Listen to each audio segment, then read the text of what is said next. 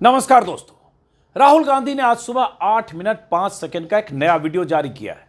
8 minute के इस video में वोट चोरी के सबूतों के साथ राहुल गांधी ने साबित किया है कि कैसे चुनाव आयोग धांधली करता है, बीजेपी को जिताने के लिए तमाम तरह के हथकंडे अपनाता है। और ये मैं नहीं कह रहा हूं, राहुल गांधी कह रहे हैं और हजारों पन्नों के दस्तावेजों की जांच पड़ताल के बाद डंकी की चोट पर कह रहे हैं। राहुल गांधी का यह नया वीडियो आप सबको देखना भी चाहिए और देश भर में लोगों तक पहुंचाना भी चाहिए। चुनाव आयोग तो कल ही राहुल गांधी के तमाम सबूतों को मिसलीडिंग कहकर खारिज कर चुका है, लेकिन भारत के नागरिक के तौर पर आप लोग खुद राहुल गांधी के इस वीडियो को देखिए और तय कीजिए कि राहुल गांधी सही कह रहे हैं या चुनाव आयोग। चुनाव आयोग पर बीते कुछ सालों के दौरान तमाम तरह के आरोप लगे हैं। चुनाव आयोग पर बीजेपी के लिए चुनाव मैनेज करने से लेकर वोट चोरी करवाने के आरोप विपक्ष के नेता लगाते रहे, लेकिन पहली बार महीनों की छानबीन के बाद राहुल गांधी की टीम ने ऐसे सबूत जुटाए हैं जिसे सिर्फ मिसलीडिंग कहकर चुनाव आयोग खारिज नहीं कर सकता, पल्ला झाड़कर बच नहीं सकता। राहुल गांधी को नोटिस भेजकर इस फर्जीवाड़ों को दफन नहीं कर सकता। चुनाव आयोग को राहुल गांधी के हर सवाल और सबूत का जवाब सिलसिलेवार ढंग से देना चाहिए। लेकिन उससे पहले आप इस वीडियो को देखिए और चुनाव आयोग भी देखे। राहुल गांधी अपने हिस्से का काम कर चुके हैं। अब लोकतंत्र में यकीन रखने वाले एक नागरिक के तौर पर अपने हिस्से का काम आप कीजिए। देखिए, परखिए और तय कीजिए कि क्या चुनाव आयोग पर लगे आरोप निराधार हैं। राहुल गांधी ने तमाम आंकड़ों के साथ यह साबित किया है कि कैसे एक छोटे से घर में 40, 50 या 60 लोग रहते हैं, कैसे 0 नंबर के मकान में दर्जनों वोटर रहते हैं, कैसे एक आदमी अलग अलग राज्यों में वोटर के तौर पर दर्ज है, कैसे कोई विशाल सिंह या गुरकीरत सिंह डांग जैसे वोटर का नाम अलग अलग बूथों पर दर्ज है, कैसे नए वोटर के लिए भरे जाने वाले फॉर्म 6 में फर्जीवाड़ा हो रहा है, कैसे महज एक विधानसभा में 1 लाख वोटों की गड़बड़ी हो सकती है, कैसे बीजेपी को जिताने के लिए चुनाव आयोग साजिशें कर सकता है। यह सब राहुल गांधी ने सबूतों और दस्तावेजों के साथ 8 मिनट के इस वीडियो में एक बार फिर से दिखाया है। कल दिल्ली में इंडिया गठबंधन के नेताओं के सामने भी राहुल गांधी ने चुनाव में धांधली के सबूत पेश किए। सोशल मीडिया में कल से तूफान मचा है। लाखों लोग राहुल गांधी के वीडियो को शेयर कर रहे हैं, चुनाव आयोग से जवाब तलब कर रहे हैं। अब बारी चुनाव आयोग की है। देखते हैं चुनाव आयोग क्या सिलसिलेवार ढंग से राहुल गांधी के इन आरोपों का सबूतों का जवाब देता। अब देखिए राहुल गांधी का यह नया वीडियो, और मैं बार बार कहूंगा, देखिए, समझिए और तय कीजिए कि हो क्या रहा है। नमस्कार, मैं राजनीतिक परिवार में पैदा हुआ। जब मैं छोटा सा था 1980 में प्रियंका और मैं घर में लेई बनाते थे, रात को निकलकर पोस्टर चिपकाते थे। चुनाव समझता हूं। 20 साल से मैं स्वयं चुनाव लड़ रहा हूं। पोलिंग कैसे होती है, पोलिंग बूथ कैसे मैनेज किया जाता है, वोटर लिस्ट, फॉर्म 17, ये सब मैं गहराई से समझता हूं। कुछ समय पहले हमें दाल में काला लगा। चुनाव के नतीजे आते थे, मूड एक तरीके का होता था, रिजल्ट दूसरे तरीके का। मुझे याद है उत्तराखंड में हम चुनाव हारे। बाद में मैंने कैंडिडेट से पूछा कि जहां रोड शो हुआ था वहां जाके देखिए हमें कितने वोट मिले। हजारों लोग आए थे, पोलिंग बूथ में किसी ने वोट नहीं किया।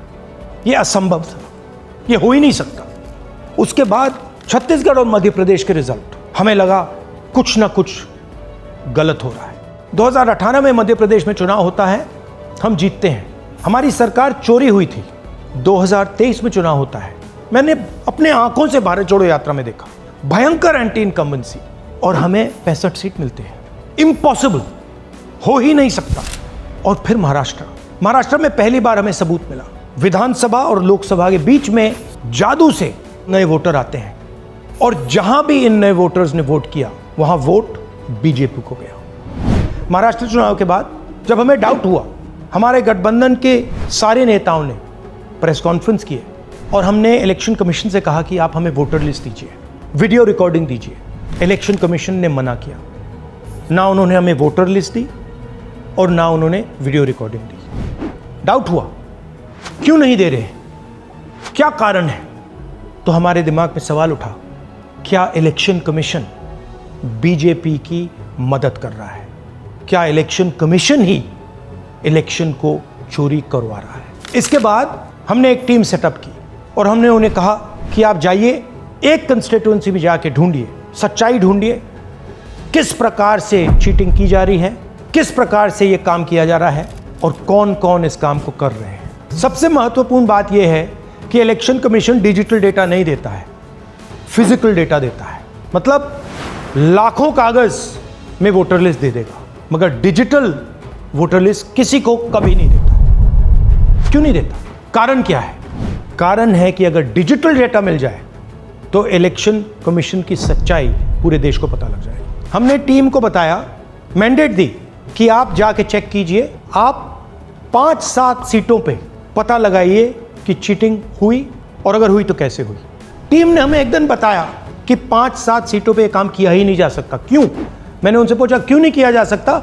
उन्होंने मुझे ये कागज दिखाए। ये जो कागज हैं, ये एक लोकसभा के कागज नहीं है, ये एक विधानसभा के कागज है, और इन कागजों को हमने मैन्युअली सॉर्ट करना पड़ा, और पूरा का पूरा काम जो हुआ है इसमें 6 महीने लगे हैं, और एक असेंबली सीट में हम ये काम कर पाए हैं। क्यों? क्योंकि डिजिटल डेटा नहीं दिया जाता। अगर इलेक्शन कमीशन ने हमें डिजिटल डेटा दिया होता तो हम ये कार्रवाई पूरे देश में, हर लोकसभा में, हर विधानसभा में 15 मिनट में करके दिखा देते। हमारे पास अनलिमिटेड रिसोर्सेज नहीं है, इसलिए हमने ये रिसर्च सिर्फ एक लोकसभा में, एक विधानसभा सीट में की। मगर मुझ में अब पूरा भरोसा है कि ऐसी 100 से ज्यादा सीटें हैं हिंदुस्तान में। जो यहां हुआ है उन सीटों में भी हुआ है। और याद रखिए, अगर बीजेपी को 10-15 सीटें कम आती तो आज नरेंद्र मोदी प्रधानमंत्री नहीं होते, इंडिया गठबंधन की सरकार होती। जांच ने 5 तरीके की चोरी पकड़ी है। डुप्लीकेट वोटर, जिसका मतलब एक वोटर के नाम वोटर लिस्ट में अनेक जगह आ रहे हैं। फेक एड्रेस, मतलब एड्रेस है ही नहीं, या फिर house number 0। Bulk voter in single address, मतलब एक छोटे से घर में 40, 50, 60 लोग रह रहे हैं। इनवैलिड फोटोज, छोटी सी फोटो है या फिर फोटो ही नहीं है, और वो जो छोटी फोटो है वो दिखती भी नहीं है। कौन है, किसका चेहरा है, नहीं पता लग सकता। Misuse of form 6। Form 6 first time voters के लिए होती है, मतलब जिनकी एज 18-20 साल की हो, मगर वोटर लिस्ट में 90 साल के लोग फॉर्म 6 का प्रयोग कर रहे हैं। चुनाव में 6,50,000 वोटर थे, उसमें से 1 लाख चोरी के थे। अब मैं आपको 5 उदाहरण देता हूं। ये देखिए, गुरकीरत सिंह डांग, इसका नाम 4 अलग अलग बूथों पे आता है। ये कैसे हुआ और क्यों हुआ?